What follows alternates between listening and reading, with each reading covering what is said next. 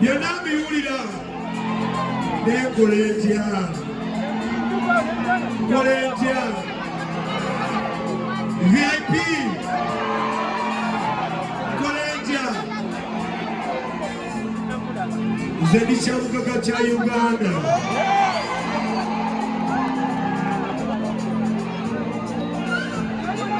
kyanaku nnyo munnayuganda okuwalana munnayuganda munnoowo naye Mukama yabampadde buli mukono wawaliko gwambaba kulabiza bwolina maanyi ga Mukama waliko mukono. If you believe in God, bw'oba okkiriza mu Katonda omukulu waliko omukono gwe. Waliwo sitoowa emu ngenda bayimbira eno KCCA tetuleetako kuwulirizaabo tuliwa.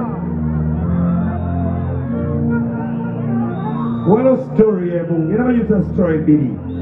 Esooka Jesus yali asairinga mu lyato nga bana gye balaga n'ababuulirizi baabwe. The storm came so high nga Jesus yeebase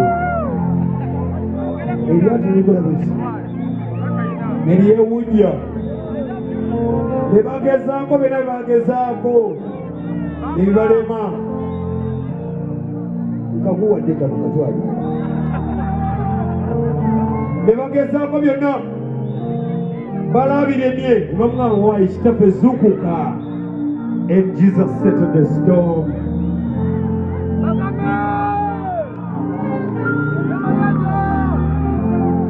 Kuli abatalina kyayogero yogerera bwerere nange ndi muntu. Let me be.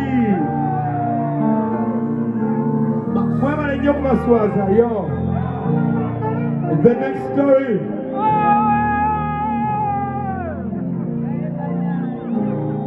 The story of David and Goliath. David nani? Ne Goliath. Goliath yefuula kibanda. To do Moses yali bandit mu Bible. N'agenda n'assa emisango gyali mingi nnyo. N'adduka n'okudduka n'agenda mu ddungu for 40 years. Myaka gyalibeka 40. Ne yeekweka nga buli mwayagala mukola ki mutwala mu jailhouse.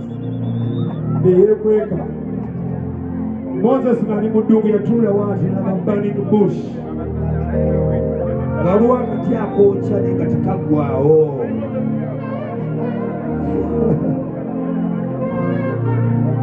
Moses n'atuula n'agamba omwana we era banoonya bakibanda banoonya. Nasembera yeetegereze. Makwano bange mwenna abali mu lugogo lwa leero. Be the bush that never burns down. Mubeere mu muliro obunyooka ogutaggwaawo. You got a job to do. You have a very good job to do. Engalo za Mukama tuziyiseemu. Kati mwabatambuge muli bandi bakibuga omumbale baweza engalo za Mukama muziyiseemu.